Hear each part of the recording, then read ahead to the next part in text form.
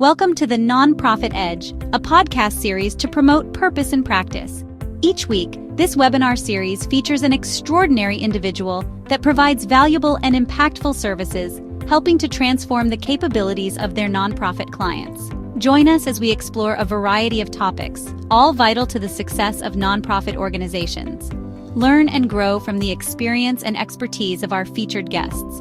Without further delay, let's introduce you to the host of the Nonprofit Edge podcast series, Chris Looney. Hey, welcome to the show, everyone. We're glad you joined us.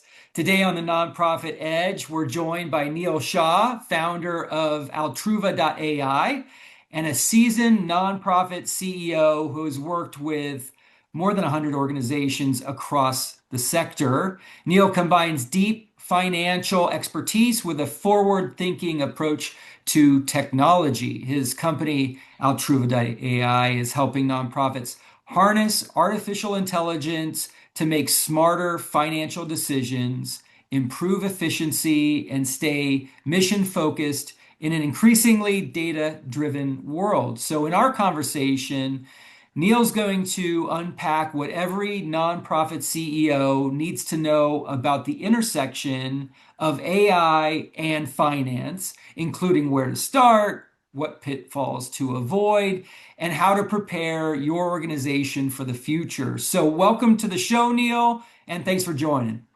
Thanks a lot, Chris. Excited to be here. Yeah, I'm excited to learn a little myself because admittedly, this is not a topic that I have a lot of experience or expertise in. So I will be joining the audience in this opportunity to learn more and sharpen some skills in this particular realm. So let's set the stage first. Yep. And why don't you tell us briefly a little bit about your background and Yep. what inspired you to launch Altruva? Yeah, thank you, Chris. So I've spent the majority of my career working with nonprofit organizations, sort of exclusively, about 20 years, just over 20 years, working with small, independent public charter schools, very, very small organizations to very large organizations, multi-state, in hundreds of millions of dollars of revenue. And so I've seen, the small and the large, and I've seen all of them provide such great programs to their various constituents and communities. But I've also seen so many of them be resource strained, and especially in the areas of finance and operations, when we have a lot of manual processes in our nonprofit finance teams, when we have outdated tech stacks. There's only so much you can do. And we're always trying to do more with less, and the less just keeps getting harder and harder, right? As the costs keep going up, fundraising gets harder and harder to raise. How do you continue to invest in these important, essential areas like finance, when in a world where all of your various divisions and programs need investment? And it's important to have that strong financial infrastructure and operations, but at the same time, like, how do you balance that versus everything else that you have?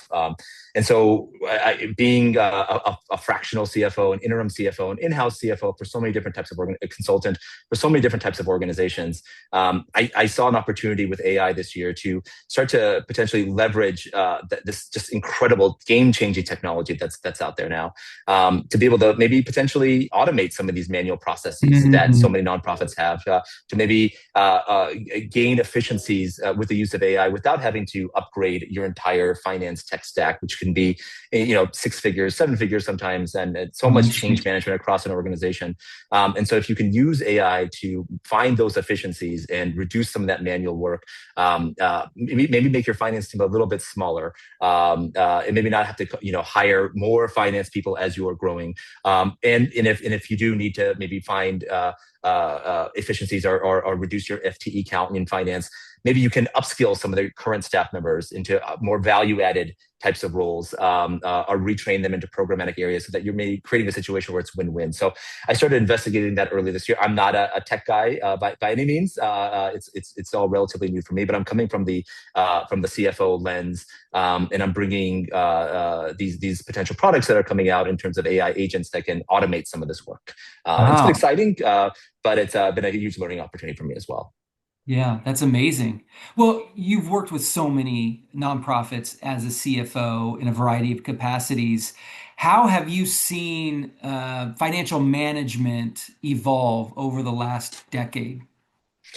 The tools have definitely gotten better. I think, 10, 15 years ago, uh, people were using outdated, older licenses of Excel. Google Sheets really wasn't fully there yet. I think a lot of nonprofits have embraced either the Microsoft Excel or Microsoft Office type of ecosystem or the Google ecosystem. And I think a lot more are working with the Google. And so with Sheets and Docs, they've definitely become a lot better. So I think the Google Sheets functionality to create budgets and financial analysis has gone a lot better over the last 10 years. And of course, Excel has as well. Before that, I think it was limited for the ability to be able to create like very complicated models. I think the most experienced sectors were the for-profit sectors that are able to have the right skill set in humans to be able to leverage what was available at that time. But I think the tools have become so much more easier to use now that you don't need people that have been using Excel for 10 or 20, 30 years to be able to leverage some of the opportunity to be able to create models and things like that. So the tools are definitely better. The financial softwares, the accounting systems, these have all gotten a little bit better over the years. Of course, you're seeing more organizations start to leverage fund accounting types of softwares like Sage Intacct beyond just the standard QuickBooks, which is still the mainstay for the majority of organizations. But a lot of times, I think over the last 10 years, there's been opportunities where you can scale up beyond QuickBooks as you grow as an organization. You don't necessarily have to stay on QuickBooks when you start to get very, very large revenue set figures. So I think technology in general has gotten better, and I think nonprofit leaders have begun to embrace much more of the ability and the need to be able to plan a lot more on the long term, and how do you make the best effort planning in terms of like what you can fundraise and where you can spend those dollars down strategically for your organization, and how to find the right financial skill set. And I think financial operations has also gotten a big attention point for CEOs. In the sense of like having that strong audit protocols and internal controls and having checks and balances and all these things are very, very important because when you have those lax systems, it becomes very easy for fraud to occur, unfortunately, and systems to kind of break down. And so I think these things as they, and unfortunately, when bad stories like that kind of happen, it kind of opens the eyes a little bit more and more to need to have strong ops and strong, planning overall with finance. Yeah. And then sort of like, well, in hindsight, maybe we should have spent a little more time, effort, money in this area to exactly reduce the pain we're feeling now, right? Right. That's amazing. Well, let's jump into the AI finance context because it is relatively new. And I know when nonprofit leaders hear AI, they often think of chatbots or fundraising automation. That's where it's sort of been most in vogue for the nonprofit world so far. But how does AI specifically apply to the finance function at this moment? Yeah. I think you're absolutely right.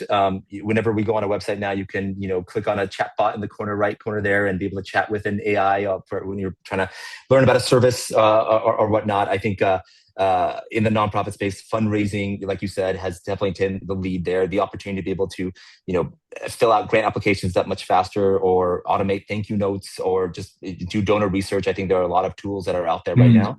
I think from the finance lens, it hasn't been fully embraced yet, and I think part of it is also like the organizations that are creating AI automation opportunities for organizations are not yet focused on the nonprofit sector or exclusively for the nonprofit sector. I'm an exception coming from the nonprofit world, but I think there are a lot of organizations out there that are creating automation tools that big for-profit organizations, S&P 500 companies, are starting to use to automate various functional tasks in finance, whether coming from automating your invoices, is having your invoices entered in automatically, and then having a human then approve the invoices for payment, automating journal entries and bank reconciliations, all of those manual types of tasks that are very necessary to ensure that you have clean books, but are unfortunately very manual.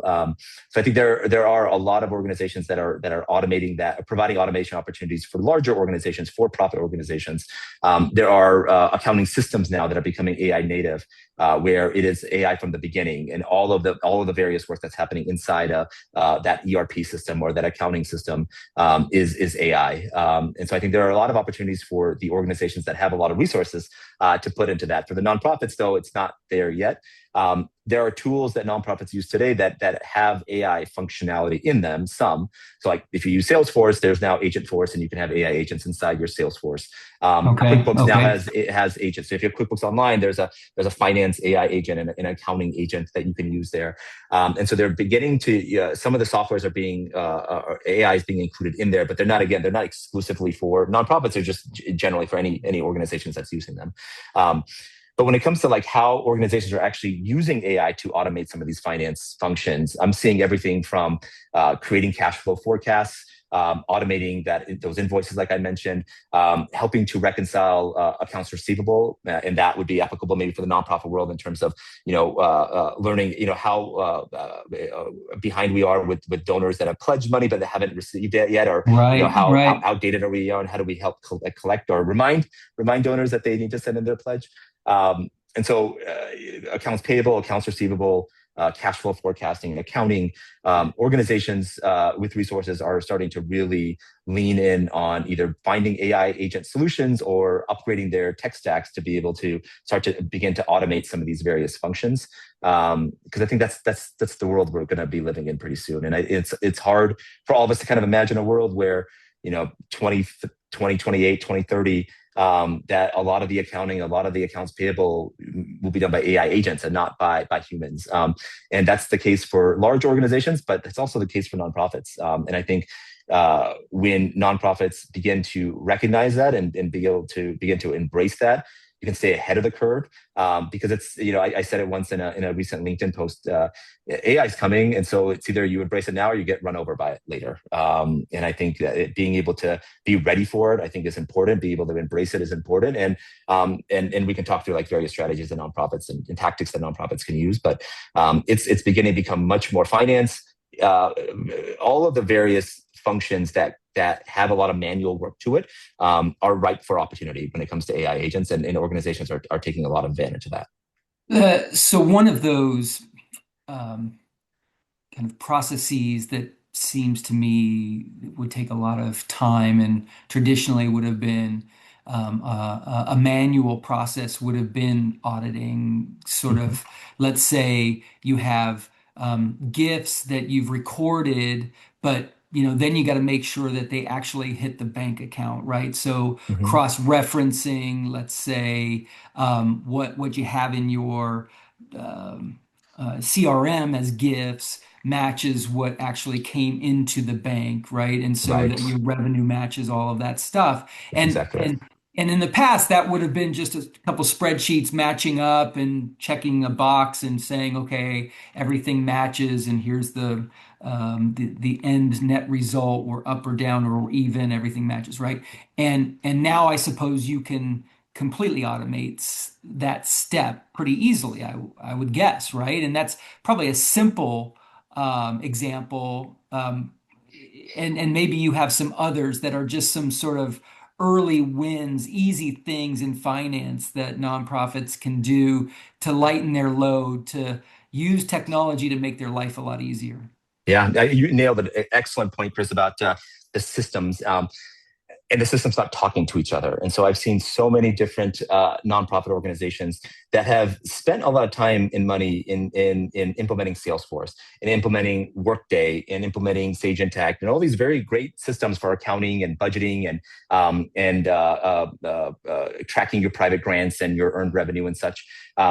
The problem is a lot of times these systems don't talk to each other. And so when they don't talk to each other, you have to take data that's in Salesforce, download that data, take data from your accounting system, download that data, and do exactly what you said. They auto match, that's a human doing that work. And I've seen small organizations do that. I've seen very large, $100 million plus organizations having to have people dedicated in their job description to be able to do this manual work. The opportunity with organizations that can kind of focus and understand those nonprofit challenges, that exact workflow, which is a need to do, the opportunity to be able to not have to, either buy the connectors that connect the data and then maintain that, because there's a piece around implementing that, and then there's also a piece around maintaining that. But having those two pieces of great technology and software, but the opportunity for AI to understand both And so understand nonprofit finance, nonprofit accounting, but understand what's in Salesforce, understand what's in your QuickBooks or your Sage Intacct, and do exactly what you said and be able to automate those two. I think is a huge, huge opportunity for nonprofits to be able to lean in, to be able to understand what is in Salesforce, which is probably the most like up-to-date information on your data, on your vendors, I mean, on your donors and your the people at the foundations and such that are donating money, but then what's in your accounting system, which is the true like accounting's record keeper, and being able to kind of cross those two together and reconcile those two together, I think is a huge opportunity for sure. And I think those are solutions that are coming out to market right now. That's something that we're working through as well. And how do we provide that kind of solution to nonprofit organizations? Yeah, yeah, that's great. I mean, are there other just very basic finance tasks that every nonprofit CEO or even people in finance in the nonprofit space, which, some are very sophisticated and others are Mm-hmm. not, like Mm-hmm. what are the basics right now that Yeah. everyone should be incorporating or thinking about, on like some granular examples? Yeah, yeah. I think most of us are familiar with at least using ChatGPT from a personal perspective, and maybe some of us use it in our nonprofit organizations as well. And so I think beginning to leverage AI chatbots like ChatGPT and Gemini, Google Gemini, these types of softwares to understand your data a little bit more, and then have it start to create things for you that you can use. And so one example is a forecast. And so whether it be your budget forecast or whether it be your cash flow or maybe a combination of both. And so we Yep. all have an annual budget. We create an annual budget. We have our board approve the annual budget, and then we're supposed to track that against throughout the year, our actuals versus our budget, right? The opportunity to be able to take that data and what you've spent, what your budget is for this year, what you've spent so far this year, and then be able to reforecast what the ending is going to be based on the spending that's already occurred this fiscal year or last fiscal year, or being able to look at your last 12 months of spending, and be able to forecast out what your cash flow is going to look like in the next 12 months. I mean, these are all Amazing. Yeah. functionality that you can do today, right now. You can do that in ChatGPT. You got to know A, what data to put in, and B, how to ask it. So like there's a prompting piece of that. What you have to be careful of is what data you're sending over to ChatGPT, right? Because when you send over their data, your data to them, they have it. It's theirs now, right? And so what you send or what information you provide there, I think is really, really important. But being able to take the data that you have and be able to use it to be able to help the planning for the future is one very tactical way, or nonprofits today right now could get value out of ChatGPT, not just for recipes and all this amazing stuff that it does for our personal lives, but for our organizations and be able to help plan that.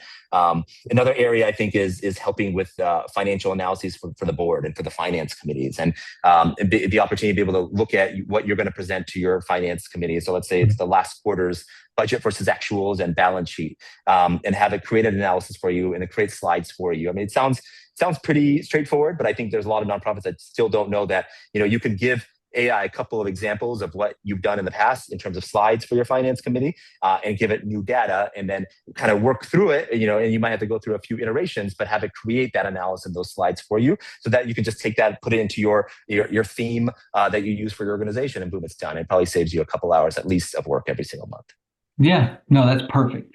Thank you for sharing some of those practical examples, and forcing us to remember that just because you haven't used these tools in the Mm-hmm. past for these things, you need to start building that into your psychology, right? It's just like Right. give it a shot. You think it's too tough, test whether Mm-hmm. that AI tool is capable of doing it, Exactly. and it might take a few times, but Yeah. over the course of not too long, you'll probably together figure out how to make it work, Exactly. and it'll be better Exactly. than and faster and more Yeah, what correct. I what I try to say is that experiment, of course, and just use the concept of baby steps. Like try a little bit, try test something out, see what how well it responds. It's not going to be perfect. Like you bring on a new human employee, right? To our it's day one, and you're onboarding them. They're not going to get everything right the first day. They're not going to get everything right day 5. They're not going to get everything right day 365, right? But they're going to learn. They're going to get better. And in this case, the AI is getting better, but you're also going to get better in terms of how you instruct the AI to do what you need it to do. So it's experimenting. It's those baby steps, just getting a little bit more comfortable with it. I think nonprofits, the adoption of AI is similar to the adoption of all of our various other technologies. I mean, there's a resource issue, so like finding the resources to be able to invest into it. With ChatGPT, like these types of AIs, you don't really need to, but if you're going to implement all new AI processes or agents, there might be costs sometimes to that. But I think too, it's we're very human centric, and so like we are probably more human centric as a sector than any other sector. And so thinking of technology as a person is a foreign concept, I think, and it's a hard concept to think about. But I think if we start to think about like these AI tools, these AI agents being probably the most valuable, most efficient tool we could ever bring into our organization to make our people's lives easier and our work and our mission more impactful. I think we think of it in that regard, and we can really start to leverage it for some really, really great things. Yeah, well said. That's awesome. Well, let's talk about strategy and even some leadership implications. I'm wondering how a CEO should be thinking about AI's role, um, sort of in their organization's overall financial strategy. How would you be presenting that concept to a CEO about the ways that they should be layering in AI over financial strategy? Yeah, I think it starts at the top. It starts with them, and it starts with them helping to get the organization comfortable with AI, and that's through various strategies, tactics, such as setting up an AI governance council, and so having several members of staff diversified by position and title. So you've got some leaders in there, you've got some people on the ground floor in there, and so you're getting a lot of voices and various perspectives. I think is really, really important. The job of that governance council is to help kind of determine the use of AI in the organization, what we're comfortable with using, what we're not comfortable using, what data we're willing to share, what data we're not willing to share, what we can do internally to get our data better and cleaner. And that's from a finance perspective, but that could be from an overall data governance perspective. And so an outcome of the governance council should be a value statement around AI, how we're going to use AI ethically, and then tactically an AI use policy that can come out and something that the leadership can review, that the board can sign off on, and so that everyone understands what we're going to use it for, what we're not going to use it for. And so I think that's really important, and the leader should push that. I think beyond that, it's implementing AI in the areas where we have the biggest pain points, where we feel we can make the biggest inroads. I always come in from the finance perspective because of my lens up from the CFO end, but from the finance end, my pain points that I've seen other CEOs face and be challenged with is how do we get our data faster, and so how do we get an answer to a question, how much did we spend last year on consultants? What's our 3-year spend rate on technology? Or getting reporting to our, external authorizers or to our board or to our funders. How do we get the more accurate reporting and better reporting out to them? How do we get better internal reporting across our various leaders and our divisions? How do we get our leaders trained better on just the overall budget ownership and financial ownership of not only their own line of work, their own portfolio, but the organization as well. And I think having the opportunity to be able to start to leverage AI to help make things a little bit more faster, more efficient, while still maintaining that accuracy. If you can have AI do the heavy work on the analysis, you can have the humans spend more time on the analysis and the studying and the educating and the meetings across organization team leaders and being able to be much more customer oriented. So you can have the people in finance spend more time with other humans across the organization because they're not sitting there just crunching numbers. You're making AI go and crunch all those numbers for you. Yeah. Let's continue on this topic of pain points and where AI can be helpful. Like you mentioned a couple of examples and they were wonderful examples because those are hard things to do. Normally you need a trained analyst or someone very knowledgeable about finance or forecasting or whatever to do these things. And now you're kind of talking about on demand, asking a question and getting the answer and being able to share it out. So, what are some of those other painful things that happen in finance that you can see AI helping with either now or in the future? Yeah. Uh, one example would be the one about the systems talking to each other. So having Yep. to download out of one system and having to download out of their system and have to just sit there on spreadsheets, kind of manually checking the work. I've seen So, many so examples good. of Yeah. that. So Yeah, true. yeah. So true. I think invoice entry has a big opportunity. It's very manual. If I've seen some organizations where they get invoices in the mail and still and they might scan them, but they still file them and keeping the paper file. So the opportunity to be able to get a little bit more paperless, but then taking if we're beginning to automate where we're asking vendors to email us invoices to invoices at your domain name.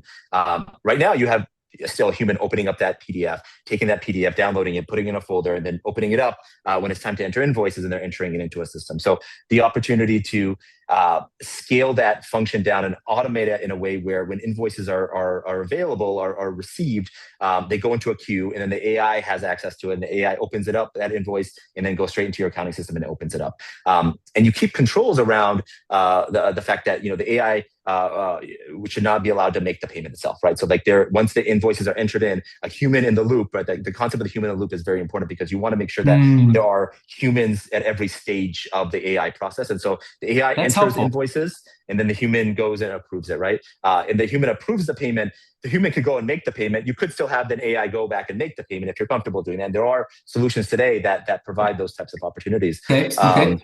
but having the human there, I think, is really important. And what happens is that as the AI learns from your past history of invoices and how things were coded, and then in the human in the loop process, you're helping the AI say, well, no, you made a mistake over here. It doesn't. This invoice doesn't go to this grant. It goes to this grant. So as you start to correct it a little bit better, just like you're fine tuning your prompts, you're getting the AI to learn, and that's the opportunity here where the AI is actually going to get smarter and smarter, and get better and better at your organization's context. That's really important. I think the same goes for things like the very manual process around downloading your bank reconciliation and somebody sitting there and reconciling it. And somebody in your organization does it unless you outsource, and the outsourced person is doing it. But somebody's reconciling your bank statement and taking what's in your bank and look, this check got cleared and this check got cleared and this check got cleared, and checking it in your Of accounting system. course. And so Yeah. having that automated, I think, is very, very will reduce a lot of time, but also be able to remove some of those manual processes. I think there's also opportunities where if an organization has a lot of employee reimbursements, a lot of credit card transactions, a lot of people using credit cards and maybe sometimes not always following the policies, how do you get them to follow the policies? And so when the AI sees things, so the AI, you have ChatGPT that is a very you ask it to do something and it does it for you, right? An AI agent is trained to do things in the background without you having to prompt it to do it. So it has instructions and it's just doing its thing. So it has instructions to open up your email with the invoices at and open up and enter an invoice. That's its instruction. That's what it will do. It can also work behind the scenes and just run internal audits constantly of all of your data. And so when it sees something that could be potentially fraudulent, if it sees a charge that goes beyond the policy that of the organization, it can flag. It can flag the controller, it can flag the CFO, it can flag somebody. Right now, a human has to sit there and download thousands of lines of transactions to Yeah. be able to study it to Impossible. see, what might be potentially fraudulent or what's not in the policy. Being an AI agent that's right for that, having the opportunity to just have it sitting there running that, the opportunity to reduce potential fraud and policy violations and things like that. I think there's AI for that right now too. So I think how do nonprofits begin to embrace it? I think starting small, and then with those baby steps, being able to test out another workflow, and maybe test out an AI agent in one area. And so as you start to get more and more comfortable, you get much more, you have an overall level of comfort that part of my finance team and maybe other parts of my organization will be human and AI agents at the same time. Yeah. And there may be humans that oversee other humans, but humans will also oversee AI agents as a part of their org structure. And I think that is what the future is looking like when it comes to AI. Yeah, no, that's amazing. I think of all those things that you said, they all made sense to me. The thing that I hadn't anticipated that you said, which now seems just so important, is the human in the loop. And Mm-hmm. I think a lot of people just assume that with AI, you are able to do these things without the Mm-hmm. human um, approving the process or just giving a visual okay or checking to go on to the next step or whatnot. I think it's Right. essential that that's never lost in this, that there's always going Hmm. to be that need for the human to be in the loop. So thank you for bringing that forward. Right. But it also struck me that we're now getting into this concept of risk management as well when you Hmm. talk about all Hmm. these things, because I would imagine that we're having to deal with some very sensitive financial data that can be attributed to Hmm. people, and I can already see it's not sort of your social security number or your bank account number or your password going on the black, Hmm. market or whatever, from the internet. It's actually being sent there to through AI. And so Hmm. how is a um, sort of finance team or a nonprofit CEO or a leadership group working to kind of prevent that from happening? Where's the risk management side of things? Yeah. Uh, so personally identifiable information (PII) I think is really, really important to protect. At Altruva, we're not looking at kind of automating some of the human resources and payroll functions. Although there is a lot of opportunity to reduce a lot of manual work there, I think the concern around PII is a real one. I think the concern around bias is another one that's really, really important when it comes to HR and interviewing and things like that. So we're kind of staying away from that Oh, aspect of it. interesting. Okay. There are companies that are tackling that space, but I just don't think that AI is there yet. So when it comes to like finance, I would never recommend any organization or any nonprofit to upload like any kind of personal like payroll registers and these types of things. You don't want to do that. I think it's information that generally either is somewhat public. You present to your board, you present information about your profit and loss, your budget, your audit, things like that. You can share a little bit more to AI in terms of like spending trends and things like that. But I wouldn't put human information in there, employee information, such like that. The only exception could be if, and there are opportunities, other organizations are kind of creating their own local large language model, so their own LLM, and so it's called a local LLM. And so Okay. what you do there is you sort of train your own ChatGPT to live on your own servers, and you fine tune it by training it specifically on your organization or your data or how you do things, your policies, all of that. And so if the data lives fully in your system and in your environment, and you have the LLM inside of that, I think that would be an acceptable case in terms of like using it to payroll, because it's all kind of in your system anyway, and it's not to like an extra. You're not sending it to ChatGPT or Google Gemini or whatever like that. So I think there's opportunity there for sure. I think some organizations are beginning to use that, but from the mainstay of like using a Google Gemini or ChatGPT, I would never recommend using PII. And you want to protect your data. You want to share the right pieces of data with the LLM to be able to give you the best answer possible, but you don't need to give it everything every single time. And I think when you take your P&L and your audit into ChatGPT and you upload it while you're asking a question about it, it's going to give you a great answer, but it's now going to have your audit, right? And it's now going to have that budget. It's going to have that as part of its training site. And you don't necessarily want to have to share all your information with all these large language models. Yeah, exactly. Yeah, that's pretty interesting to contemplate. Of course, I even with those language models that are embedded inside your own organization and your Mm-hmm. servers, obviously those things are still connected to the broader Yeah, internet somehow. yeah. So there's got to be a lot of So still encryption systems and stuff and is still important. Yeah, guardrails, right? yeah, So there's definitely that fear, I guess, that you would have. But you make a good point too, which is there has to be policies that yeah. employees, staff members follow so that no one makes a rookie mistake of uploading something that Hmm. they shouldn't, right? And maybe there needs to Right. be even stronger protections that prevent certain files, certain things to be downloaded. But can you repeat what you Yeah. said, PPI or PII? What can you just say that again? Because I'm not Sorry. familiar Yeah, with yeah, yeah, yeah. that concept. Yeah. Yeah, yeah. PII is personally identifiable information, and so that Okay. is, your social security number. That is your Yeah, that could be anything from your bank account to health insurance information or whatever, any of that type of data. And payroll registers have a lot of that, right? It has sometimes it's Right. like kind of listed in the register as your social security number sometimes, or maybe a partial of it. It's got some of your health insurance deductions. It's got some of that information that you don't necessarily want Right. anyone to get out. Right.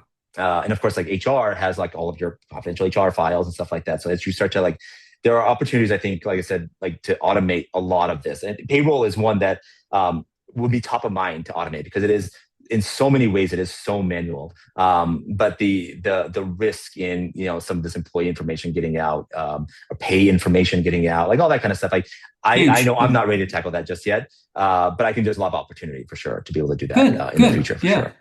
Yeah, well, and you Yeah. you mentioned maybe the topic of audits. Like I think Hmm. that's a big stressor for a lot of organizations, getting a clean audit, going through the audit process. Hmm. So I imagine there's some ways to be helpful with that. Maybe even tax reporting, a Yep. The 990 990. form, right? A lot of things that in the future I'm sure will be just passe. It'll be like, of course, right? But today seems like one of those things that is still maybe out there Yeah. into the future. But speaking of future trends, like how do you see AI reshaping nonprofit finance? Like obviously it's already started, but Hmm. um, I mean, are we going to have CFOs in the future? I hope not. Being a CFO myself, I think when computers came out 20, 30, 30, 40 years ago, the work changed, right? So like people who were doing much more manual work started to do other work. And I think the same is going to go for AI in a lot of ways. Jobs are Okay. going to change. The way people work is going to change. I heard this really great quote. I can't take credit for it, but um, uh, like the org chart is going to go away and instead a work chart is going to come. And so it's not going to be so much about, CFO, controller, director of finance, accounting folks and accounts payable folks and such, but it's going to be more like this where it really follows the work. And there's going to be humans there and there's going to be AI agents there. Um, I think you're always going to need a human to help make sense of all this data and information. I think that's where the financial leader comes in, whether it be the CFO, the VP of finance, the Good. controller, Right. whoever Right. that might be. But I do think some of the amount of ground level staff in finance is definitely going to decrease. The need for it is just not going to be there. And I think the opportunity for them, for those humans to be able to use AI to be better at their job so that they are providing much more value day to day and less on like manual reconciliation and such. So they're using these AI tools. So if you have a team of, 3 people in your accounts payable department, let's say hypothetically, maybe you have, one manager and one human and one AI agent, or maybe you have one manager and two AI agents, but you still have some humans in there doing some, viewing it, human in the loop, that type of. But I think the finance FTE count is going to go down in general, and I think that savings is going to be able to be redistributed back into program. I think that's the overall goal and the mission that Right. I'm trying to Right. help nonprofits get to.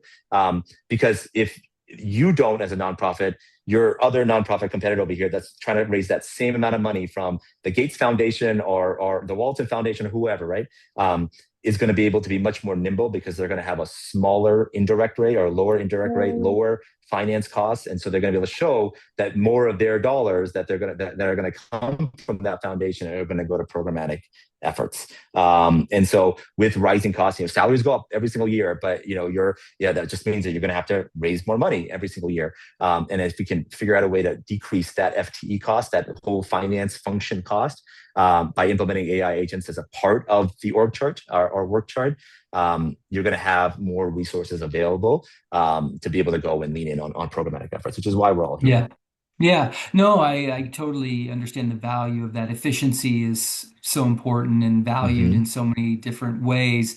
I of course, have this fear personally, knowing the sector that, and knowing also how many younger analysts are kind of being replaced by AI currently and Hmm. losing that training ground, if you will, that apprenticeship that's so Yeah. important. Like the finance people of the future in the nonprofit sector, how are they going to be raised up into, that top Yeah. finance leader position. If you didn't have that ability back earlier in your career to get sort of trained up in the systems and the auditing and the minutia of it all, Yeah. right? How do you learn? And so I just worry that we're going to be sacrificing some good learning, some good growth opportunities for younger finance emerging leaders, right? And I think that's the good and the bad with all technology. Um, but Yeah. Yeah. I Yeah. think that's something to be concerned about or aware of in the future. We're still going to need to train up people and make them Hmm. ready for these important, human in the loop positions that are still going to Hmm. have some significant responsibilities. And maybe that's something the CEOs of today can contemplate and think Yeah. about as well. But I am concerned about the CEOs who feel behind in AI. Hmm. Not everyone is embracing the technology or has embraced the technology. I'm sure there's many that are still a little bit fearful about jumping in, feel a little awkward about asking questions of a computer, whatever. But Yeah. Sure. Sure. what's the first step you would recommend a CEO take to sort of catch up? Yeah, yeah. It's going back to that baby steps concept. It's trying little things. It's getting a little more comfortable every single day. And it's if it's new for you, if it's hard, if it's you're not alone in that regard. There are a lot of organizations that are still kind of feel like they're behind. We're still at the beginning stages of all of this. I compare 2025 or 2025, 2026 to like maybe 1995 of the internet age, right? Like we're just Okay, on the sure. cusp, right? And like in 1995, like if you remember back then, like the idea of putting your credit card on the internet was such a foreign, like crazy concept to ever That's right. consider, right? And now it's an everyday, like you don't even think twice about it anymore. Right, right. Protocols have been put, of course, right? We have now better security protocols, HTTPS rather than HTTP, right? And these types of things. So security is going to get better. I think the tools are going to get better. You're going to see more and more use cases. But I think it's just starting a little every day. Like use AI a little bit in your personal life. Just open up a free ChatGPT account, Google Gemini account, Microsoft Copilot, and just ask it questions, just like you would do Google. If you're thinking about asking something in that you normally do in Google, and remember that was also a foreign concept, was putting something into Google. And so and Right, so right. ask AI it and see what it comes up with. And then as you get more comfortable in your personal life, you can start to kind of bring it into work. I think data security is really important. I always advocate organizations to sign up for the enterprise version of ChatGPT, so like ChatGPT for Teams, or use Google Gemini in your Google Workspace, so that's the enterprise version of it. I think those things are really, really important. But I think putting together a governance council, putting together AI use policies, even if you're not you're the leader of the organization, but you're not the AI leader, right? You're delegating, to others who know AI a little bit better than you, are more comfortable with it, to help bring Yes. the organization along. And there's nothing wrong with that. Like the CEO is not going to be the expert on everything, right? And so if they're not the expert on AI, that's okay. Bring in the people in your organization that are, and allow them to allow the entire organization to get comfortable with AI, including yourself as CEO. And then I'll and kind of direct the work, but also learn from the work at the same time. And then to follow those same steps around, just try a little bit, iterate, refine it a little bit, get better and better at using it, and then try something else with it. And I think you'll just continue to get better and better at it. Yeah, that's great advice. Are there particular language models that you prefer in the context of finance? You've mentioned ChatGPT, you've mentioned Gemini, you've mentioned Copilot, you've mentioned Mm-hmm. some systems out there, but is there something that you think is better for people in finance, running numbers than others, or is it just sort of all the same at this point? Right now, I would say it's probably still, all the same. There are unique tools that are coming out that are fine tuning the model to be a little bit more focused on Excel and numbers, let's say, or training the agent with agent instructions that help you understand or understand that they are, focused on the numbers, or that how to read those numbers a little bit better. But for the most part, at least, especially just kind of getting started, it's really any one that you're comfortable with. So if you're already on the Microsoft platform, implementing Copilot shouldn't be a very large lift. Same with Google and Google Gemini, and all of us can easily sign up for ChatGPT for Teams. And so today, right now, no, I think it will iterate and get better in the future. And there will be specific models and specific tools out there specifically for various functions, including finance, for sure. Got it. No, thank you. That's really helpful. And we'll know what those are in the future when they Yeah. become appreciably different, right? Yeah, exactly. All right. So finally, although I could carry on this conversation for days, but like I'm wondering, as you think about the future, looking out where AI just continues to evolve, improve, change the lives of everyone, hopefully for the better.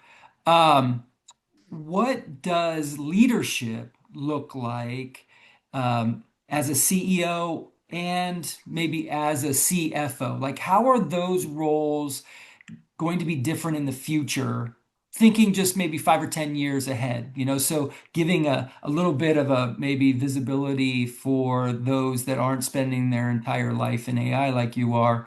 Like, how do those two roles look different 5 or 10 years from the perspective of finance? Yeah. I think data is going to become easier and easier and faster to get from your systems because of AI.